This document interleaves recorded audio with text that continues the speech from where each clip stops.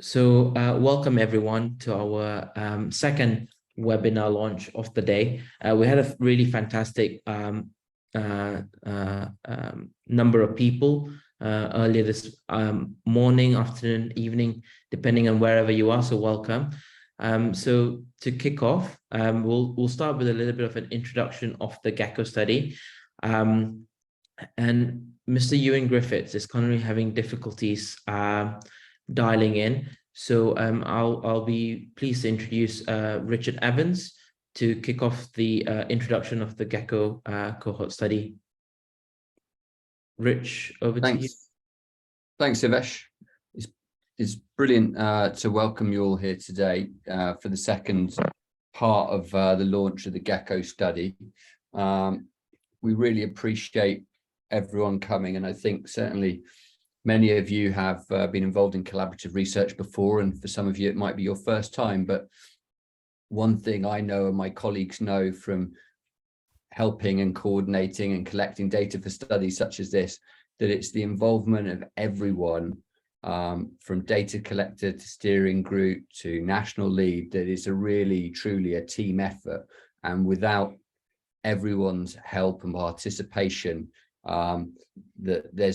that we don't succeed, and it's with your help that we can really achieve some wonderful things and some interesting things with gallbladder studies. So as Sivesh mentioned, we'll just do a little bit on introduction. We'll go through the ethics. I'll talk to you again a little bit about what we're hoping to achieve to understand about bile duct injury, and then we'll move on to gallbladder cancer and 1-year follow-up, and we'll have a bit of a run through of some of the key bits of REGCAT. So I mean, I think we all know, and all the participants here and attendees will realize that gallbladder surgery and cholecystectomy happens all over the globe, but what we don't really know from the literature is wholly about the variation across our global surgery hubs and units in the countries involved across the globe, from low, middle and high income countries. And I'm sure standards are equally or probably high across the globe, but we don't know that from the data, and we're going to hope to achieve that with your help. So the aim really is to look at both sort of pre-interim, post-operative variation and standards, and look at how cholecystectomy is provided sort of in a safe fashion across the globe. I mean, this will give us a great opportunity to look at uncommon problems within a common surgery, such as, I'm glad to say, bile duct injury being uncommon and gallbladder cancer being relatively uncommon, but we really can learn a lot by the nature of the large volume of brilliant centres that are going to be involved in the project. So as you know, we're sort of going to have 8 different groups across a 4-month period, and we're going to look at both 30 and 1-year follow-up. I think the 1-year follow-up, which we'll keep talking about, I mean, I'll talk about it myself briefly in the bile duct injury talk, and I'm sure it'll be spoken about by Prof. Harrison in the gallbladder bit, but follow-up at 1 year across such a massive team is really going to provide us some really interesting information. So I mean, we're here at the launch today, and we're going to be getting started at the end of the month, and we're going to allow time, of course, for everyone to get in all their data all the way until the end of January. So I mean, total number of centres that registered interest is nearly pushing up towards 2,000 now. I mean, it says 1,775 there, but even in the past couple of days, interest is flying in every hour of every day, which we're really grateful for. So without further ado, I'm going to pass you back to Sivesh, who's kind of going to introduce our next speaker. Thanks, guys. Thank you very much, Rich, for the introduction. There's no questions so far on the chat, but maybe you could tell us about, what are the key things that we're hopefully going to address in the talk today that for our hospital leads and collaborators. Well, I think listening to Steve in a second is going to be really helpful. I mean, of course, we've had lots of emails and interest about how to register the study, how to get ethical approval in our DTA. So I won't step on his shoes too much, but I think that's going to be really important. And equally, REDCap is probably going to be new to most of our collaborators, and there's inevitably some challenges with that, with a new computer program, but I'm quite happy to say that times I've used it previously, it's pretty intuitive. But Omar, who's been really crucial to our sort of behind the scenes work, is going to take us through a bit of that. So yeah, that should be interesting. Okay, thank you, Rich. So the next talk will be about ethics, and a lot of you would have Abdullah, you can go and collect that this program. A lot of you would have had questions around ethics, and I'm going to introduce Steve Knight, who's a surgical trainee based in Edinburgh. Over to you, Steve. Hi everyone, and welcome. It's lovely to see you all on the call. I'm on call, but hopefully I won't get another phone call. I've managed to bat the first one away before speaking. So a little bit of a few slides on ethics. So this is certainly very important that we get right at the start of the study. And I know many of you have either sourced this already or are in the process of finalizing this. So when we classify ethics for this type of observational study, it falls into two main categories. The first is research, which is predominantly for most international centers throughout the world, and the second is audits. So in terms of research, now this is based on local, regional or national classifications of the study. You may well require formal ethics approval, either locally or nationally, depending on your local process. Now, certainly this is the responsibility of the local hospital lead, but certainly national leads here can be very helpful in order to guide you whether this needs to be classified and ethical approval be approved in terms of it being classified a research study. And we can also help via email to the general Gecko account if you still have questions about which is most appropriate for you in your center. In terms of audits, this is predominantly in the UK, and it's classified as an audit because it's collecting routinely collected data, which is otherwise used for patient care.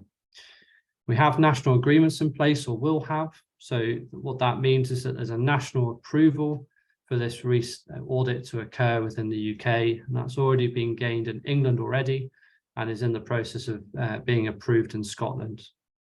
Regardless of that national agreement in place, you'll still need to locally register the study in your hospital as an audit or service evaluation. For both, regardless of whether it's research or audits, no data can be entered onto REDCap until ethical approval has been gained. And I'll talk on that in the next few slides about what to do while you wait for ethical approval if the study has started before it comes to you. Next slide, please. So some of you also asked about a DTA or data transfer agreements. So this is currently being finalized with the University of Edinburgh, and we guarantee this will be with you as fast as we can. The reason it's taking some time is it needs to go through the required process and a review by not only the legal team at the University of Edinburgh, but by the clinical team here, in order to make sure that that agreement is accurate and covers exactly what the study is designed to do.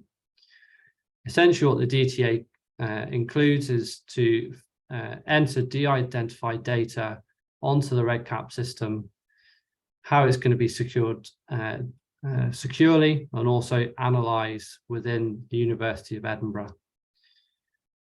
Now, certainly what we'll do is please hold on for the moment. But once the DTA is available, we will send it out immediately to all that need it for their approvals nationally and regionally.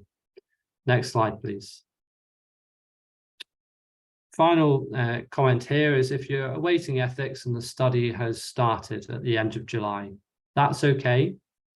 What we would ask you to do is collect data from each patient consecutively on the CRF or case report form, which can be found at the bottom of this slide as a screenshot, but also in the PDF, which covers all of the Gecko documentation on the website. This will allow you to safely collect data, and please store these forms in a safe place, preferably in a locked cupboard or doctor's office. Once you have ethical approval, you'll be able to then transfer the paper records onto the appropriate REDCap project.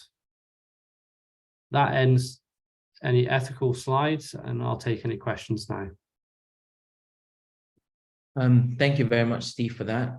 We don't have any questions at present, but I think one of the questions probably from the earlier session that perhaps has been quite popular is around the DTA. I think some people got confused whether if everyone requires them. What are your thoughts on that? So the DTA tends to be a very specific agreement that needs to be required, particularly for kind of national approval. And for example, our Indian colleagues have been very good at getting ethical approval and driving these observational studies previously, and they will need this in order to gain national approval for their centres.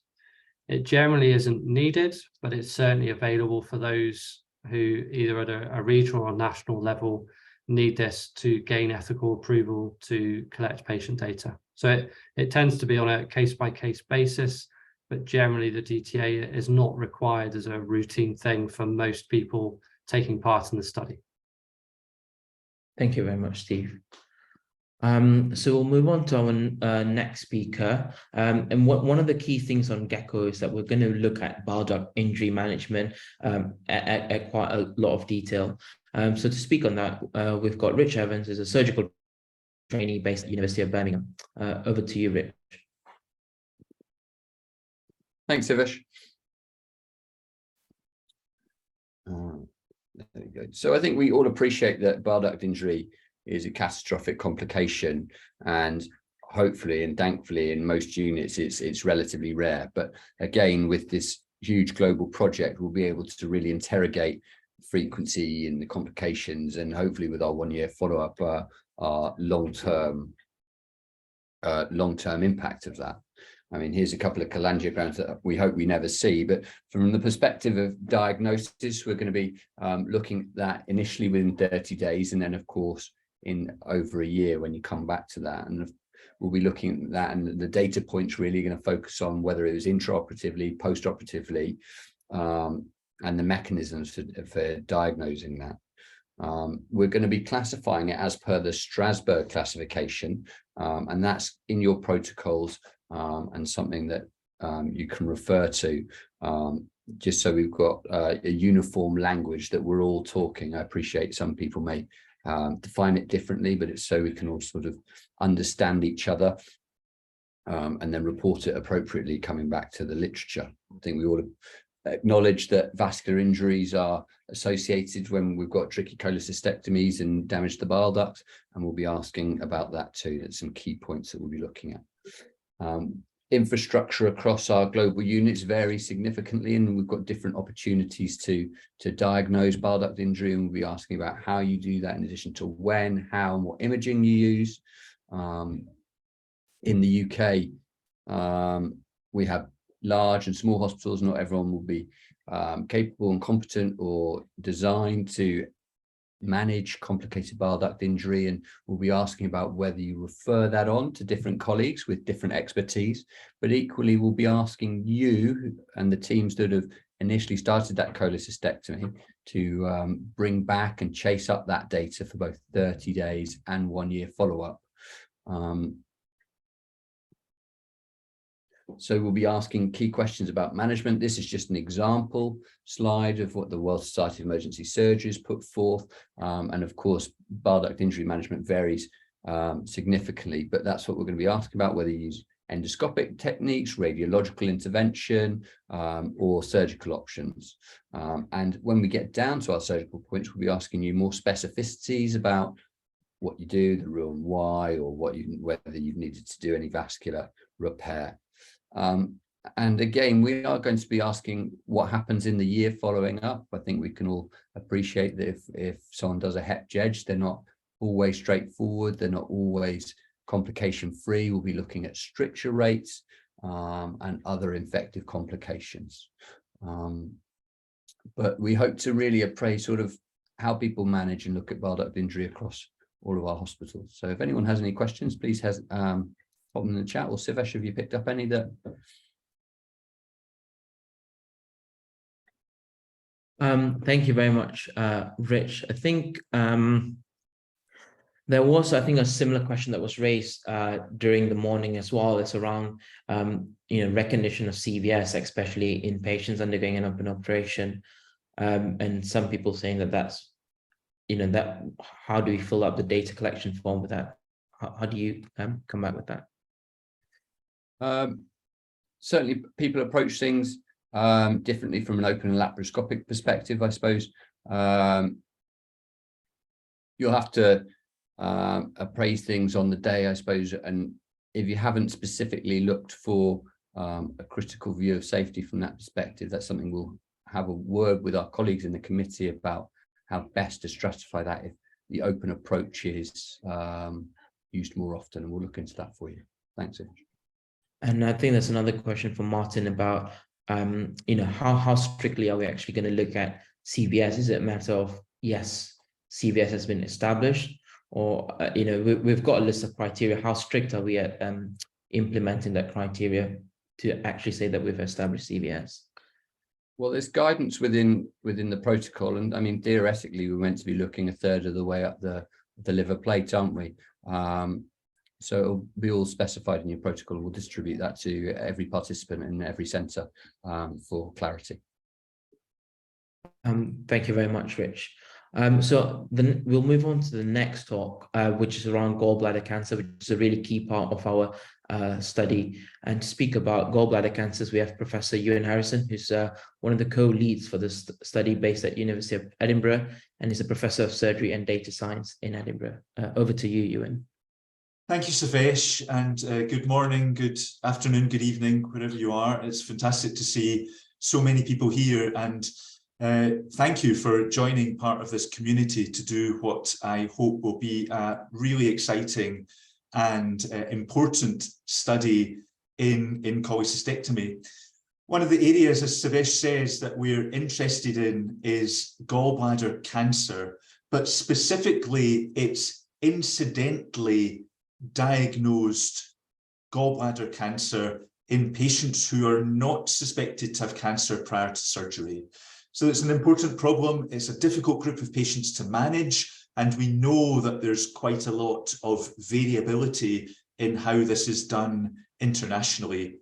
Importantly, we are not looking to collect data on patients who have a pre-operative diagnosis of gallbladder cancer and undergo an operation such as a radical cholecystectomy or a cholecystectomy with liver bed resection or with lymphadenectomy. We do not want to capture those patients, only those that have who have no cancer diagnosis prior to their cholecystectomy. It may be that you are working in a hospital that doesn't routinely do histology on patients having gallbladder surgery for benign indications. So there's a question about that, and it's important to be able to capture where and when that is the case. We're interested in staging, we're interested in the circumstances of the cholecystectomy itself. So we'll be looking at whether bile or stones were spilled at the time of cholecystectomy and the implications on cancer recurrence. We are interested in the immediate management, what imaging is used, are adjuvant treatments like chemotherapy or radiotherapy used, what sort of additional surgery is performed. Are people going back in and taking out some of the liver, doing a lymphadenectomy, doing an extended liver resection potentially? That's what we want to capture. As has been highlighted, for any cancer study, I think, to be meaningful, we need some longer term outcomes. So that's why we're trying to capture for the bile duct injury and the cancer patients alone, outcomes at 1 year. So what's the progression-free survival? Did the cancer come back? What's the overall survival? Is the patient still alive after 1 year? A really exciting part of this project, which is supported by the IHPBA, the International Hepatopancreatic Biliary Association, and the EAHPBA, the European and African Association. So they've been helping greatly with this part of the project. I'm going to just talk about two other things briefly. Omar will discuss later the hospital level survey, which is done when you register your mini team. It's really important that this is done accurately, because in it, we are capturing important aspects of laparoscopic surgery internationally. As part of a Welcome Leap project, we are looking to try and determine much more clearly worldwide what sort of laparoscopic facilities are available. Is there a stack? Is it being used frequently? What sort of training is available? Is there training? Are there laparoscopic simulation facilities, etc.? And our partners in low and middle income countries, some who will speak in this call, are leading that aspect of this work. One other just quick point about the data sharing agreement. We will, as Steve said, provide this week a terms and conditions which does not need to be signed for the relationship around about the data sharing. We really want to avoid formal data sharing agreements that require alteration on the basis of local legislation and to be signed by institutions. For this type of work at the moment, the international standard is that that is not required, although some hospitals do require it. And it is impractical for us to be able to manage those sorts of contracts across 1,700 different hospitals, across very many data jurisdictions. So we're trying to avoid that if possible, and we will provide terms and conditions, which is a set. It has some legal standing. It's a piece of information, or a document rather, that you can use for ethical applications, etc. Okay, I'll stop there, but I'm happy to take any questions. Thanks so much, Savesh, and thank you so much, everybody, for showing such enthusiasm for this project. Thank you very much, Ewan. So far, there isn't any questions, so I thought I might ask one.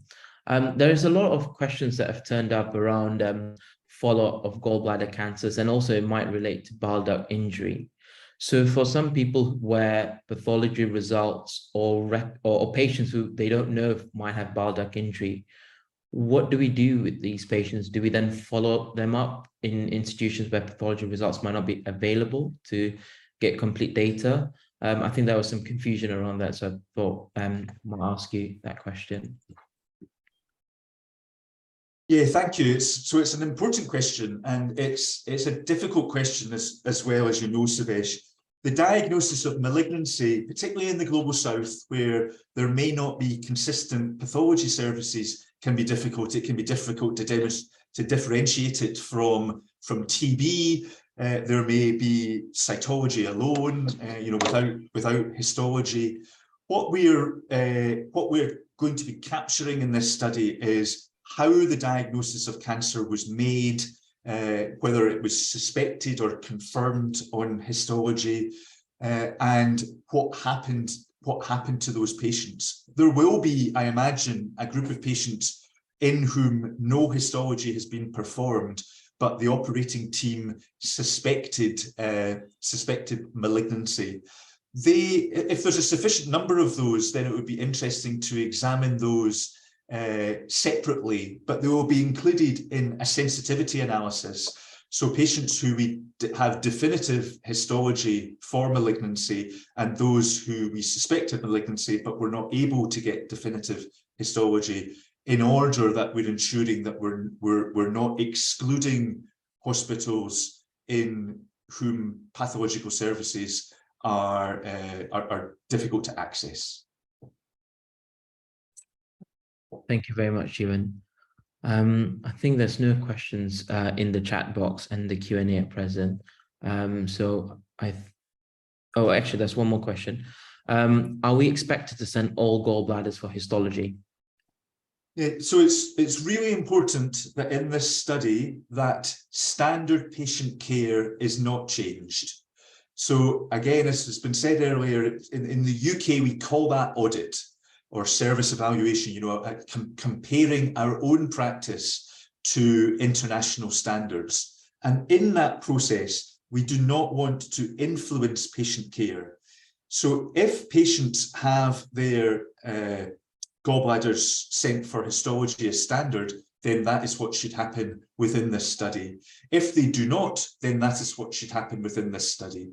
This is an assessment of practice. It's not an interventional study in which we are trying to determine the efficacy or the effectiveness of a different approach to the management of patients. I'm happy to take further kind of points about that if it's not clear, but I hope that that is clear. Thank you very much, Ewan. So we'll move on to the next speaker.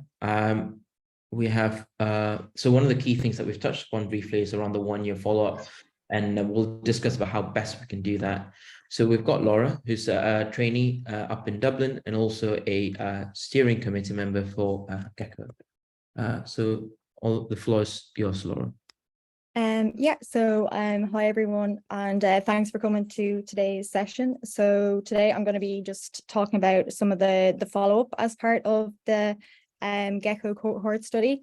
So the follow-up is kind of in 2 parts. So we have our 30-day follow-up, which shouldn't be too difficult, which will be performed for all patients, and then we'll then have our 1-year follow-up, which will be performed a year later.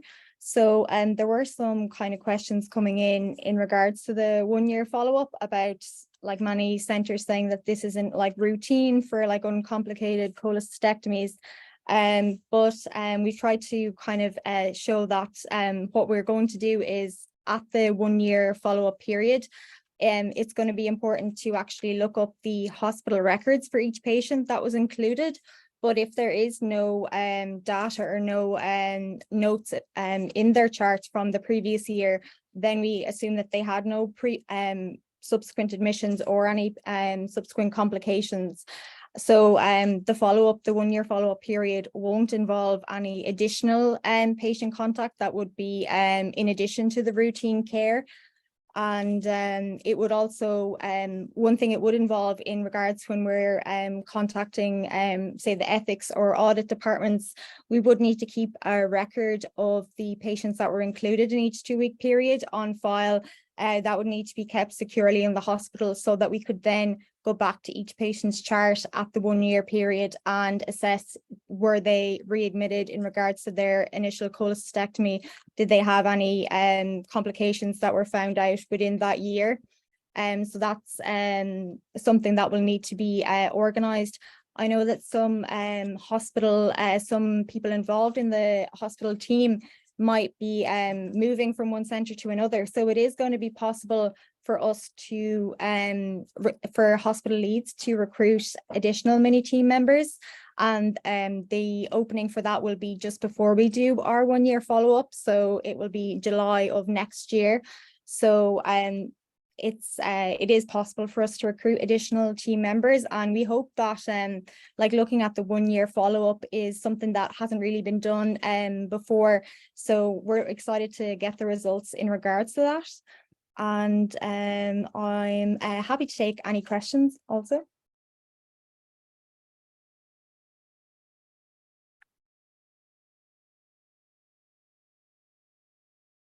Thank you very much, Laura. I don't think there's any questions at present time, so we'll move on to the next presentation on RedCap by Omar, who's a surgical trainee up in Glasgow. Hello, everyone. Thank you all for attending today. I'm just going to talk about RedCap. So a lot of you may know what RedCap is, but it's a secure server which allows you to enter data on a database fashion. And it's managed by the University of Edinburgh.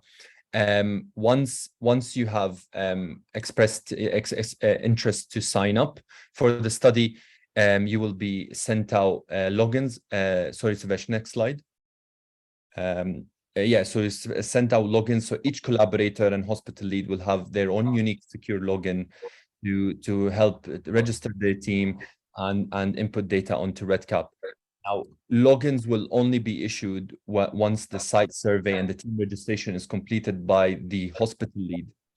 And we will start sending out logins next week, the week commencing on the 24th of July for period 1 collaborator. And then every week before the start of the next period, we will be sending the logins for that period.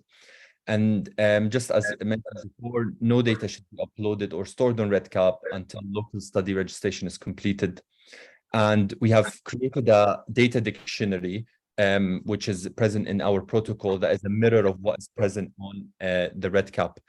So next slide, Savesh. So this is what it looks like. You can access it in our protocol, which is present on the website, which includes data on preoperative, intraoperative, and postoperative fields. So I'm just gonna do a quick demo on REDCap from sort of like step by step to show you how to enter the data for hospital leads. So I'm just gonna share my screen now. So many of you have already done this, registered their team member on your hospital, sorry, on this form, on this survey. So once that you've registered, we will then in the admin, the steering committee, we will check whether your hospital is already signed up, and if that's the case, then we will give you contact with the hospital lead. If not, we will nominate you as a hospital lead. Now, and then within 72 hours, you will receive an email such as this one from surgery.redcap, which will tell you what your username is, such as here, and then allows you with the link to set up your new password, REDCap password. So once you click that, it will take you to set your password, and you just need to type your password and retype it again, and then click submit, and then that will take you to the homepage of the REDCap. When you click my project, you will see that you have the Gecko team registration project available here. So you click on that, and then you go onto the record status dashboard, and you can see that there is a record here that you would need to access to finalize your mini team application and to finish the site survey. So in the mini team application portal, you will enter your hospital just by typing just like that. So let's say we're in Edinburgh Royal Infirmary, and he will ask you about some necessary approvals that you've had in place. So let's say you've applied for the study approval, and that you confirm that you will only enter data on REDCap once your approval is confirmed. That would allow you to enter your hospital lead information. So just like your first name, your last name, and whether you're a surgical trainee or consultant. Now, if you're a surgical trainee, then this form will pop up, and it's necessary to nominate a supervising consultant for the study. If you're a consultant, then that field will not appear.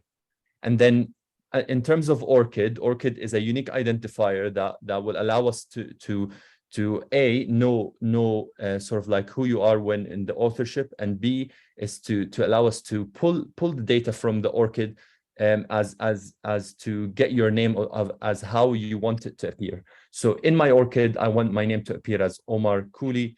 So what I do is I just go on to here and put it in here. And if the ORCID is missing or the ORCID is invalid, so if you've put in a wrong ORCID, then logins will not be sent out to that collaborator. And then also please supply a valid email address. And then moving on to the mini team application, you can click how many periods you want to do. We would hope for you to maximize as many periods as you can, and then how many collaborators you want in each period. Then redo the same thing. The first name, last name, the ORCID, and the email are the main fields. And then finally, you have a field here as for the independent data validator, and that's a person who was not involved in the data collection, and who will be able to validate the data in terms of data accuracy and ascertainment after the 30-day follow-up has finished. So once you've finished all that, you can click Save and Exit Form. A pop-up here will come up because I've not filled anything. And then if you go back to the status record and go to the site survey, this site survey, as Prof. Harrison elucidated, that it's really, really important for us to fill it out, because it gives us a sort of an idea on the variation and the availability of cholecystectomy related services across the globe. So it covers a bit of an hospital level cholecystectomy services, diagnostic imaging, and training in cholecystectomy and green surgery. And it's really important to fill it out as accurate as possible. And you can consult your, if you're a surgical trainee, consult your consultant and attending before finalizing it. And once you finish that, you can just go and Save and Exit Form. And then when these two are complete and you're happy with them, we will send out logins for the collaborators 1 week before the start of their period. So the period 1 collaborators will be sent out login next week. I'm happy to take any questions. Thank you very much, Omar. That was a really good talk on REDCap to help everyone refresh themselves of REDCap. I think one of the key things that we often have issues is around trying to get completeness of the registration from the expression of interest onto teams registered. If someone is unable to find their logins, what should they do, or if they haven't received logins? Yeah, so if you haven't received your login, you should first of all check your junk and spam in folders, because sometimes it goes there. And if still you can't find it, you can email us on gecko.redcap@gmail.com, and we will sort that out for you. We can resend your login details. Okay, thank you. And I think one of the last questions is around data validation. A lot of people have been asking, what is data validation and who should be a data validator? Just briefly. So literally anyone who's not been involved in the actual data collection process. So it could be someone new, or like if a supervisor consultant or a hospital lead which haven't been involved in the collection of data, they can nominate themselves as the data validator. Now this is crucial because it allows to see that how many patients actually had cholecystectomy during that period, and how much did we collect, and sort of like that how much data did we miss. And that's really important to sort of like validate this to ensure high quality results. Thank you. And I think that there's another question about who can be a data validator. I think it can be anyone. It doesn't need to be particularly a consultant surgeon. It can be a trainee. Yeah. So thank you for that. So I think we'll move on to our national leads panel, who've kindly joined us today. So we've got Antonio Ramos is a national lead from Mexico. Ana Minaya Bravo, national lead from Spain. Janet Martin from Canada, and Jen Mandola from Peru. Welcome everyone, and thank you for all your hard work in really steering efforts of disseminating Gecko in your centers. Perhaps we can start with Antonio in terms of sharing some of your challenges that you've had nationally in Mexico that might be useful for the audience here today. Yeah, of course, Shivesh. Well, one of the main challenges that we've had is to get enough support from different societies. And most of the dissemination that we've done of the protocol has been through social media and with the support of some surgical societies, but mostly the interest is from people that are really involved in trying to evolve knowledge. So I think we've done a good job so far. We've managed to include many states around Mexico. Mexico, it's a rather large country. And so far we are up to 67 centers around the country, which is the largest participation that we've ever had in a cohort study with the NIHR Global Surgery Unit. So probably the greatest challenge has been that dissemination. And the second challenge is to make some centers understand about the importance of having the ethics approval for a minimum risk study. Some places still do have some worries about being part of research, and it's something that we've talked to them about, that the importance of advancing knowledge, gathering knowledge in such studies definitely outweighs the risks, and it's something that is good for all of us, and it's a part of understanding better some surgical aspects of global surgery. Thanks very much, Antonio. And there's a lot of great work that's going on there. And I think one of the things that we can learn from you perhaps is for the audience here today, how do you maintain momentum of all the registered hospitals, not only from the very start in terms of expression of interest, but also converting them to active registrations to deliver them across all the different periods? How do you do it?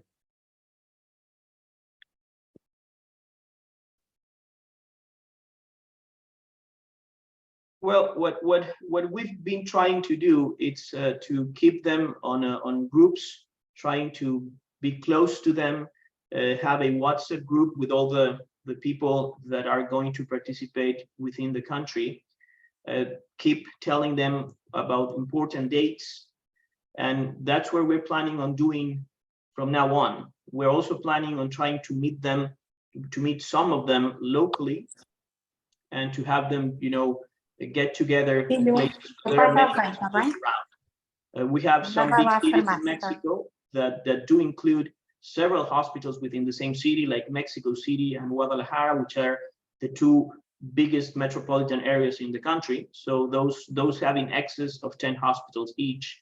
So we do think that those centers are of key importance for us. Thanks very much, Antonio. Anna, perhaps what are some of the things that you face or challenges that you face, and what things have worked for you in Spain to sort of keep things going? Well, I think the most challenging thing is ethical approval. Most sites in Spain are going to need this approval, and the problem is that now is summer.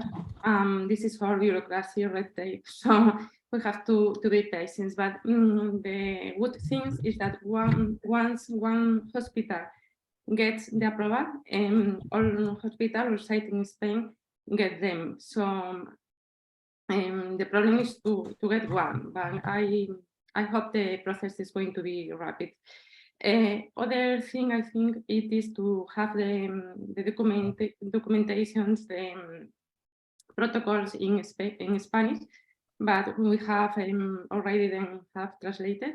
And I would like to thank some collaborators that helped with this process in South America and also in Spain, especially to Dr. Aguilar that helped us with some presentation in Spanish to help with this process. Finally, I think that most Spanish collaborators are familiar with all the process of REDCap, collect data in paper. So I think this is going to be in some way easier. But the main concern, I think, it is the 1 year follow, because we need to, I think that leads in hospital needs to create things to identify what collaborators are going to be good for validation, good to collect data. So this is maybe the main concern for this study. But I am sure that every hospital link is going to work at it very well. Thank you. Thanks, Anna. I think those are some really important, especially maintaining momentum for the 1 year follow-up. I think we can we'll move over to Janet Martin from Canada to share some of her experiences in North America and sort of dealing with the processes and regulations for Gecko.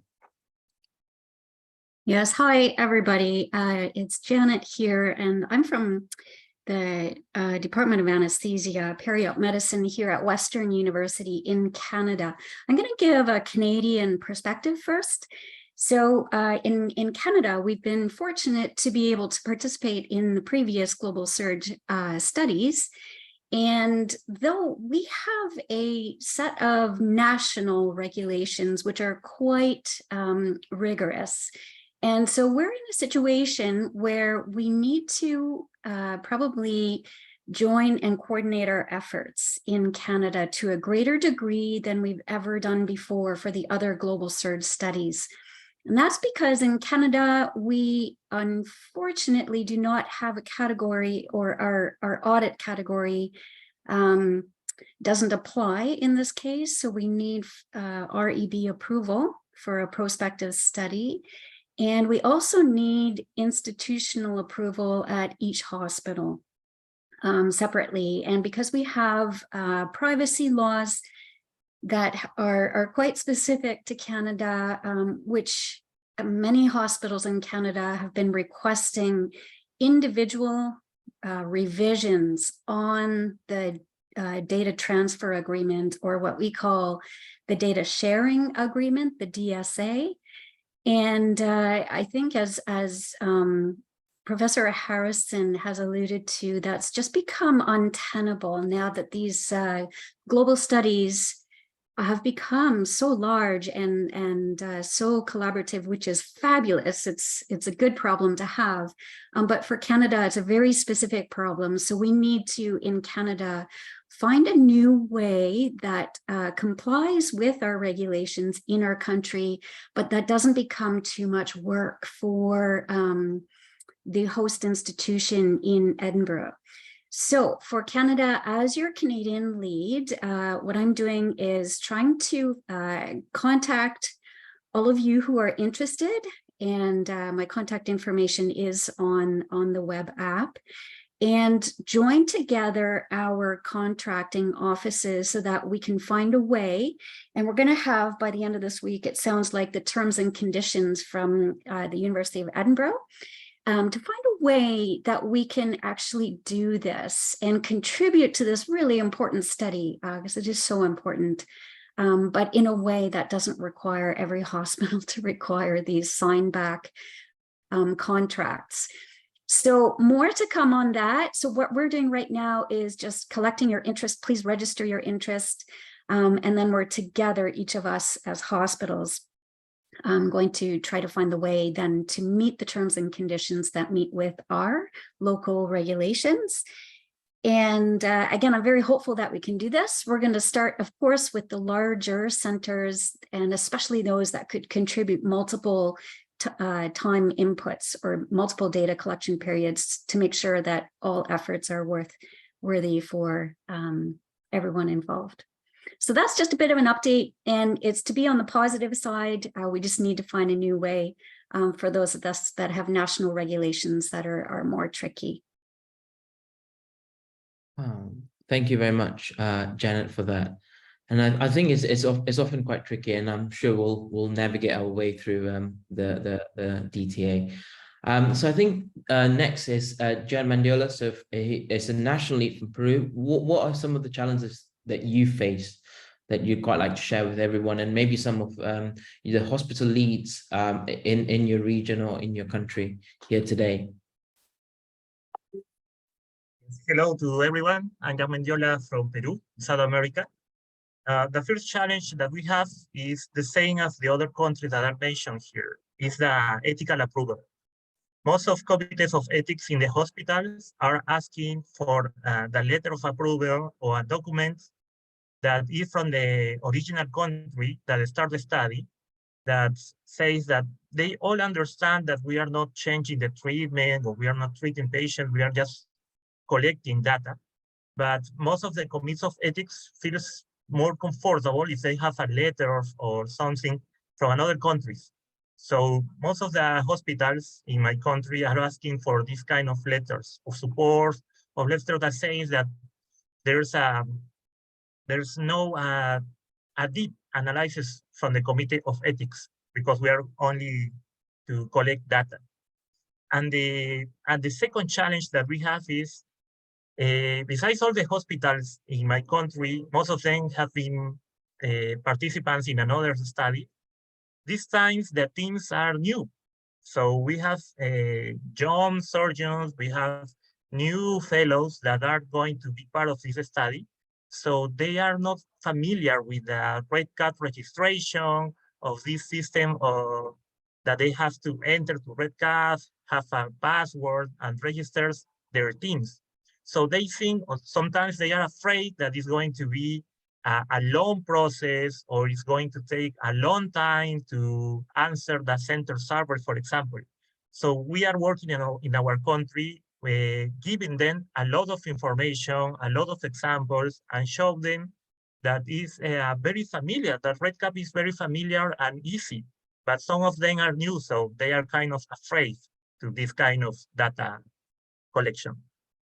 Thank you, Jen. So I think it sounds like there's a lot of education and upskilling going on in your country to really bring together all the hospitals, and I think it's really, really key. And I think certainly encourage everyone here to sort of, if you recognize any colleagues that you might want to bring along with you in the study, please sort of do bring them along. And we have finally Arda from Turkey, who's joined us here today. Arda, what are some of the challenges that you face, and what has worked in your country to really bring in a lot of hospitals with you so far? Yeah. First of all, thank you very much for this valuable multi-center study. We are glad to join this study. From Turkey, we have many centers, just like the HIPPO study. The first question is people asking for every period, for every 2 weeks period. Must they change the participants, or the same participants can go on with all the 2 weeks periods? And second, according to me, the biggest problem is the ethical approval. I think one center in Turkey or one center in the world have the ethical approval, then applying for the local approval to the director of the hospital, it will be okay to get the approval. Thank you so much. Sorry, Arda.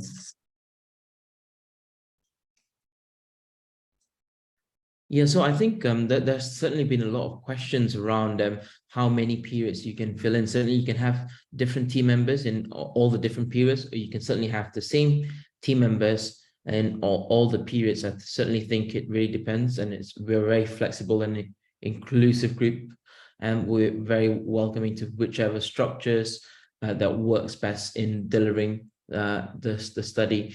And I think in terms of ethical approvals, I think there's certainly been a lot of questions as to when we should be collecting data.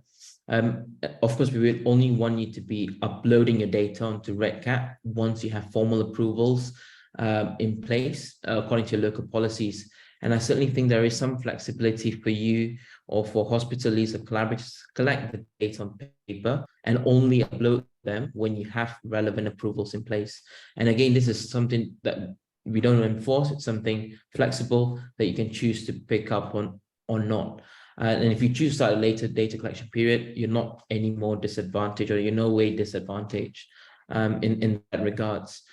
So I think there's been sort of some interesting discussions going on. Does any of the national leads would like to raise anything in particular from the discussions that we've had today around the structures and processes for the study, or anything around the data collection points that you like to share here today?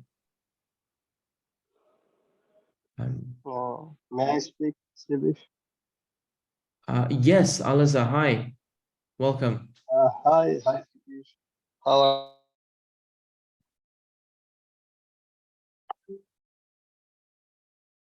are you, everybody? So this is Alazar, very happy that participating in this Gecko project.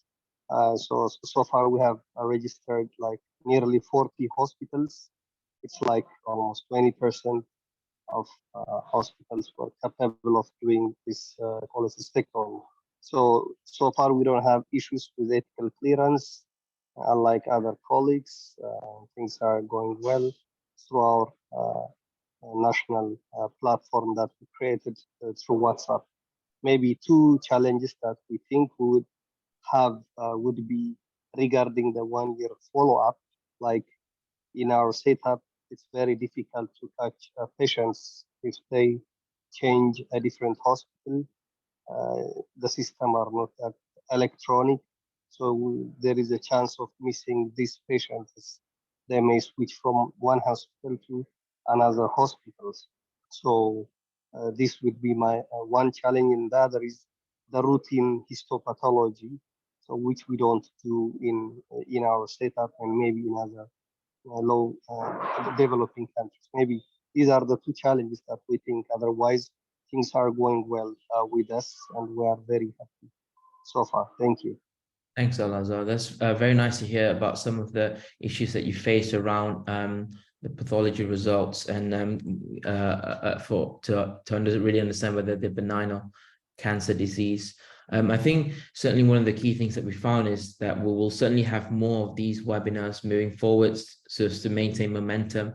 And before we close, Ewan Harrison, would you like to make any final remarks before we close the meeting here today? It's very kind of you to offer, Savesh. I mean, just to say that the success and otherwise of these studies is really about good communication. The team are doing an amazing job trying to deal with all the emails that are coming into the inbox. Please let us know what we can help with. If you're not getting an answer, then email again. The first point of call should be the national lead. And then if the national lead can't answer the question, the central team can try to do that. But everybody is doing their best all the time, and everybody is really appreciative of all of the commitment that collaborators across the world are giving to ensure the success of this study. And I would just like to thank everybody on this call for that. Thank you. And thanks, everyone. So I think we'll draw that to a close, and hope you enjoy good evening or a good day ahead of you, depending on your time zones, and hope speak to you all very soon. Thank you.